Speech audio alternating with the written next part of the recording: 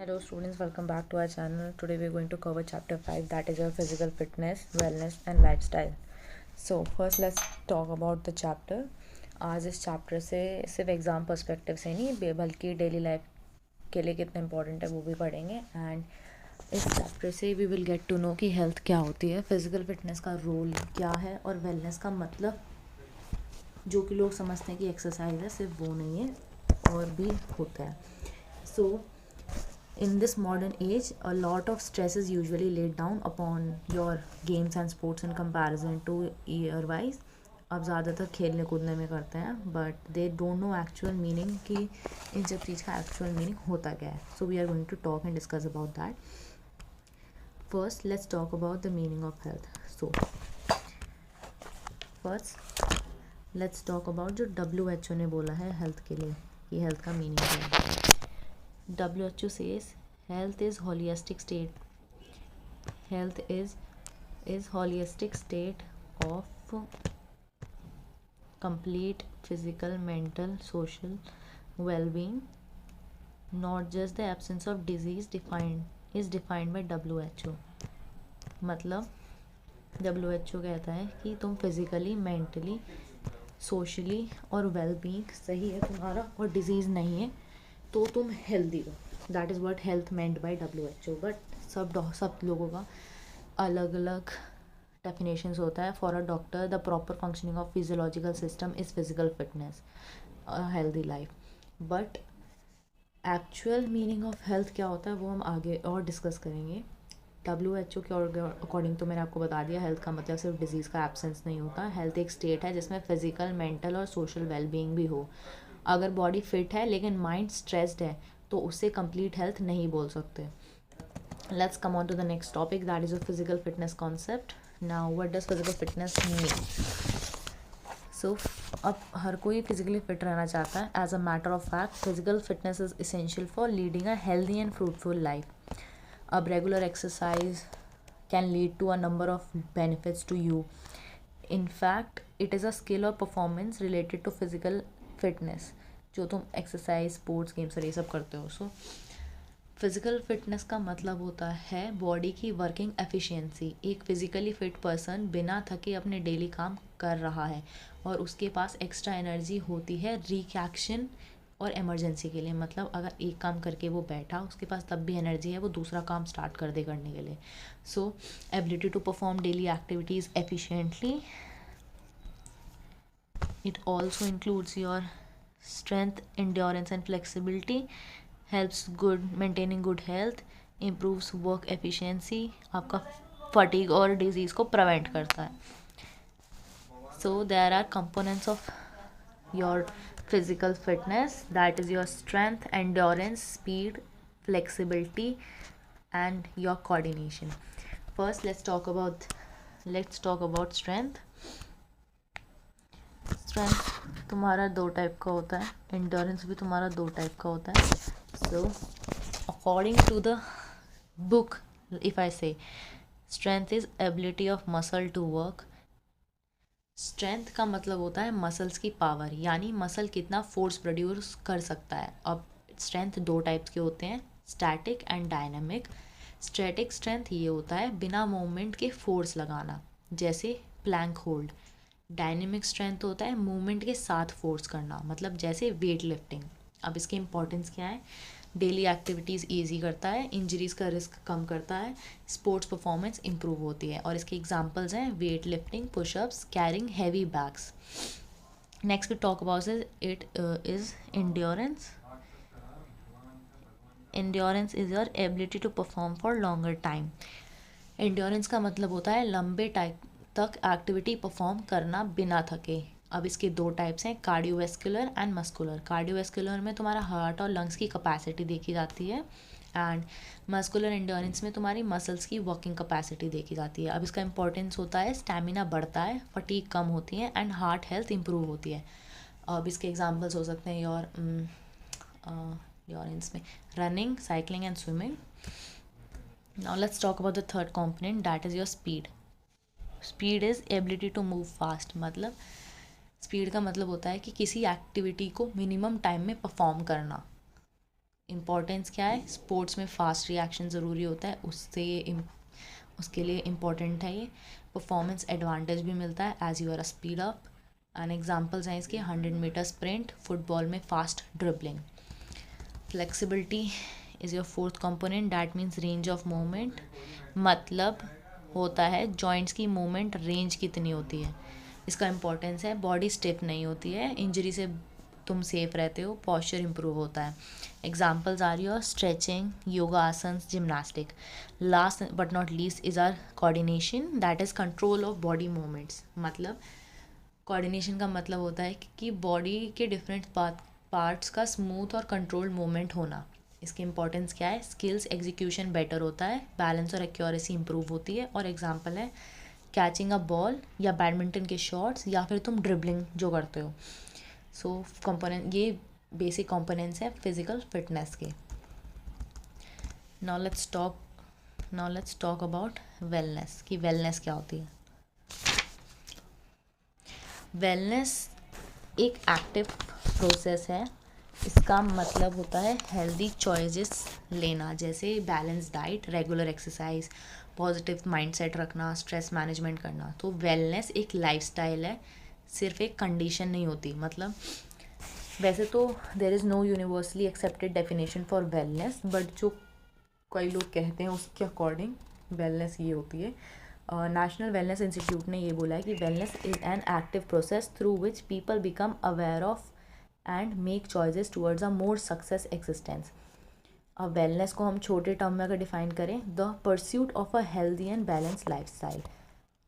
In fact हम wellness को capability भी बोल सकते हैं कि इंडिविजुअल की वो कैसे अपनी लाइफ को वेल बैलेंस रख रहा है।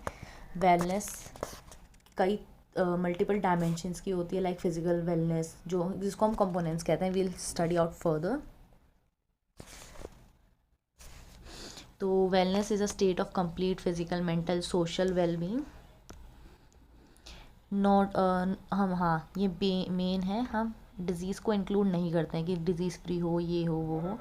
Balance between body and mind, positive lifestyle habits and leads to better quality of life.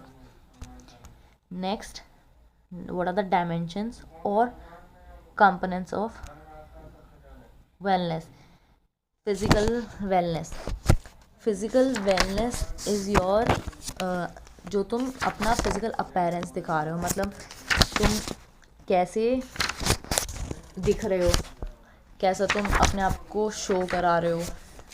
अब इसमें तुम अपना, मतलब एक बेसिक बोलो तो इसमें तुम अपना शेप दिखा सकते हो, तुम्हारा बॉडी कैसा दिख रहा है, तुम्हारा ईटिंग स्टाइल्स कैसा है, तुम फेस से कैसा लग रहे हो। मतलब for attaining physical wellness an individual should do various physical activities such as jogging, swimming and should participate in games and sports. He and she should also spend some time for breathing in fresh airs. Next, we talk about mental wellness. Mental wellness होता है तुम्हारा, तुम mentally कैसे सही हो, मतलब तुम कितने हैप्पी हो, कितने सेटिस्फाइड हो, कितने पीसफुली हो। अब इसका मतलब है तुम कितना स्ट्रेस और टेंशन से फ्री हो। तो in this modern age, as you know, every person is surrounded by the stress, tension, anxiety, and बहुत प्रॉब्लम हो रही है, मेंटल डिजीज़ हो रही हैं। फिजिकली तुम सही नहीं रह पा रहे हो, मेंटली सही नहीं हो, तो फिजिकली कैसे शो करोगे अपने आप को ठीक।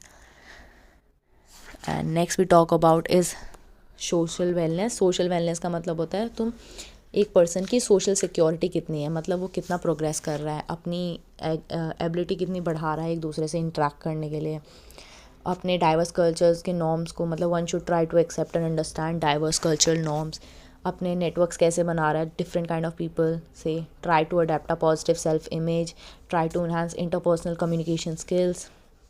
Next is your emotional wellness.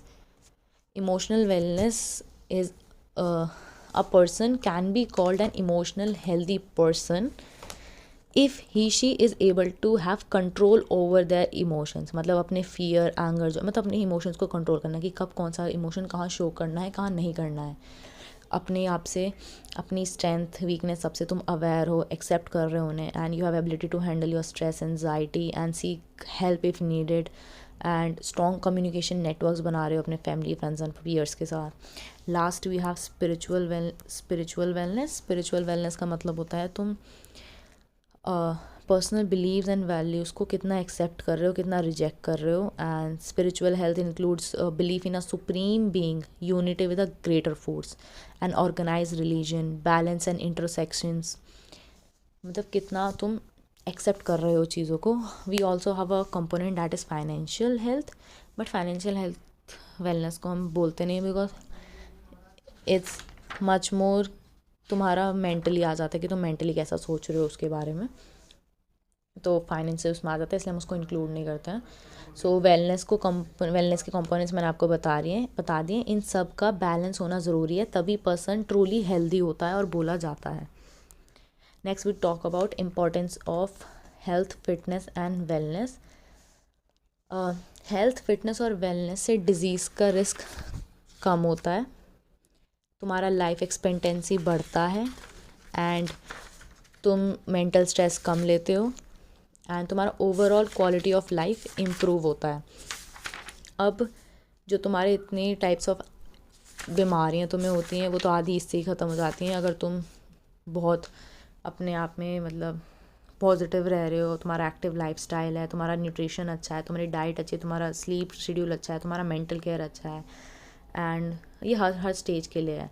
तुम कलेक्टिवली अपनी सारी डिजीज़ेस हटा सकते हो अगर तुम बिल्कुल फिट रहो, एक्टिव रहो।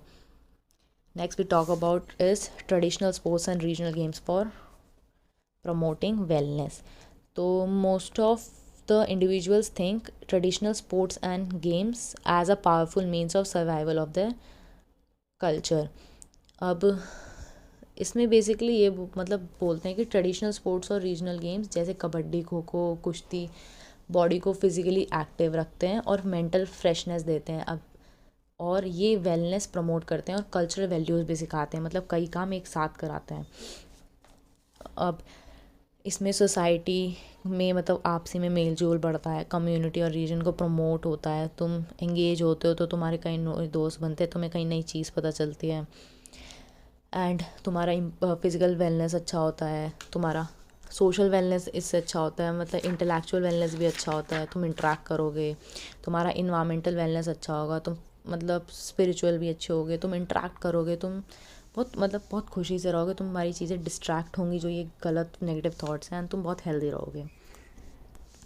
Next we talk about is, ये मैंने आपको बता ही दिया है कि पिछले स्लाइड्स में कि तुम मेंटल, फिजिकली, सोशली बहुत सही रहोगे। Next we talk about is leadership through physical activities. अब स्पोर्ट्स लीडरशिप क्वालिटीज़ डेवलप कराता है, जैसे टीम वर्क, डिसिप्लिन, कॉन्फिडेंस और डिसीजन मेकिंग। इसलिए फ़िज़िकल एक्टिविटी सिर्फ बॉडी ही नहीं, पर्सनैलिटी भी डेवलप कराती हैं। तो it is a well known fact that no two individuals are alike, मतलब दो लोग एक जैसे नहीं हो सकते। There is always a degree of difference among individuals in terms of quality, aptitude, skills etcetera. These individuals have difference force people to adopt path of leader or path of followers। कोई leader के बनने के लिए बना है, कोई follower बनने के लिए बना है, सब में अलग अलग क्वालिटी है, सब में अलग अलग चीज़ है, सब मतलब दो इंसान एक जैसे नहीं हो सकते, दोनों में अलग अलग क्वालिटीज़ होंगी। In simple words, leadership may be defined as the quality of a person to lead others in a various facts of life। तुम लीड कितने अच्छे से कर पा रहे हो, सामने वाले को कितने अच्छे से समझा पा रहे हो। इन दिस वी, अगर मैं तुम्हें फिज़िकल एक्टिविटी के थ्रू बताऊँ तो physical activity can be defined as the movement of your body that requires, एक लीडरशिप में जो चाहिए। And if I talk about qualities, तुम एनर्जेटिक होने चाहिए, तुम्हारे अंदर फ्रेंडशिप, अफेक्शन, ये चीज़ का मतलब क्वालिटी डेवलप होनी चाहिए कि तुम्हें कहाँ क्या कैसे करना है। डिसिसिव मेकिंग होनी चाहिए, टेक्निकली स्किल्ड होने चाहिए, intelligence of course, teaching skills अच्छी होनी चाहिए, तुम क्रिएटिव होने चाहिए, तुम्हें रिसर्च आना करना चाहिए, ये प्रॉब्लम हुई तो कैसे सॉल्व करना है। गुड हेल्थ होनी चाहिए, डेडिकेशन और डिटर्मिनेशन होनी चाहिए, तुम्हारा मोटर कैपेसिटी हाई होना चाहिए, तुम्हें दूसरों को रिस्पेक्ट करनी आनी चाहिए, तुम सोशली कितने अवेलेबल हो, अच्छे हो, लॉजिकल डिसीजन लेते हो, तुम लॉयल हो, तुम मॉरलिटी दिखाते हो, you are good communicator. So leadership can be created and developed through physical education programmes up to a large extent. Regarding creative leaders in the field of physical education, ample opportunities are available in your universities, institutes, college and schools, जो तुमको बढ़ावा देती हैं। अब creative leader कैसे बन सकते हो फिजिकल एजुकेशन के through? To analyse the already well developed and under developed leadership skills, to identify the students whose leader skills are to be improved, सब tactics to improve your leadership skills, to show faith, confidence in students, reward दो students को, restart करो अपने further improvements को. So physical education has immense potential to develop or improve essential leadership skills in students to become confident, capable leaders in future. उनमें problem solving आ जाती है, communication skills अच्छी हो जाती हैं, रेजिलेंस आ जाता है, मेंटल टफ हो जाते हैं, एथिकल और मॉरली रहते हैं. Okay, now let's talk about the topic first aid. First aid होता है तुम्हारा फर्स्ट ट्रीटमेंट जो तुम देते हो किसी इंजर्ड या मतलब जिसे बोलते हैं एक अर्जेंट नीड ऑफ हेल्प जो हम बोलते हैं, वो होता है फर्स्ट एड. मतलब स्पोर्ट्स में इंजरीज़ कॉमन होती हैं, तो इसलिए फ़र्स्ट एड का नॉलेज होना बहुत इंपॉर्टेंट है. इमीडिएट केयर से इंजरी सीरियस होने से बच सकती है. अब हम एक सेफ्टी मेजर कह सकते हैं इसको, जो हमें डे टू डे लाइफ में पता होना चाहिए कि अगर कुछ चीज़ हो रही है हम अगर उसे हैंडल कर सकते हैं तो कितना फास्ट वे में और उसको हम हैंडल कर सकते हैं. In other words, it is an immediate and temporary care given to a victim of an accident or sudden illness before the service of a physician is obtained. मतलब doctor के आने से पहले या हॉस्पिटल तक पहुंचने से पहले तुम कैसे एक इमीडिएट सेफ्टी उसको दे सकते हो.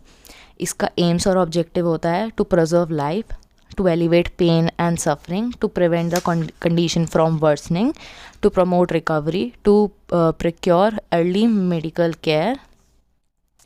इसी के अंडर हमारा एक आता है प्रोसीजर जिसे हम प्राइस कहते हैं.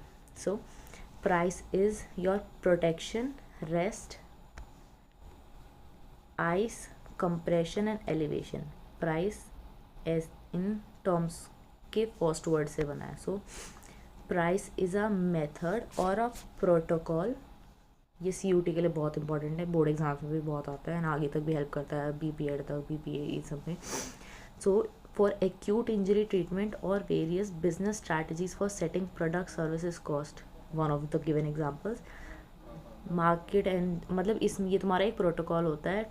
It aims to reduce swelling and pain in the first 48 to 72 hours. While अगर हम बिजनेस प्राइसिंग मेथड से देखें तो वैल्यू बेस्ड कॉस्ट और कॉम्पिटिटिव प्राइजेस को मतलब कस्टमर्स की डिमांड बढ़ाता है. अब इसमें जो मेथड है प्राइस का वो क्या है? First is your protection. Protection है जहाँ पे चोट लगी है उसको एक ऐसी चीज़ से बंद कर देना, मतलब protect the injured area of the victim from further injury by using support और wearing shoes that enclose and support the feet such as लेसअप्स.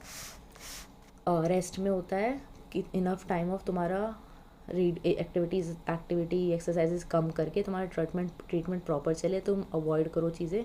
Ice में होता है तुम्हारा आइस अप्लाई करना होता है उस अफेक्टेड एरिया में 5 मिनट स्मॉल एरिया में like your wrist and 20 minutes larger areas की चोट पर.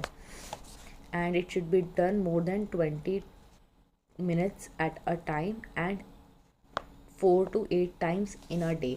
कंप्रेशन होता है अगर इंजरी एंकल नी और रिस्ट में है तो उसकी स्वेलिंग बढ़ाने के लिए और एज वेल एज ब्लीडिंग रोकने के लिए वहाँ पे एक फर्म पैड यूज़ करा जाता है जिसकी वजह से इंजरी को हम स्ट्रैप करते हैं, मतलब उस जगह पे होल्ड कर देते हैं उस पर प्रेशर डाल के ताकि वो बाहर ना आए.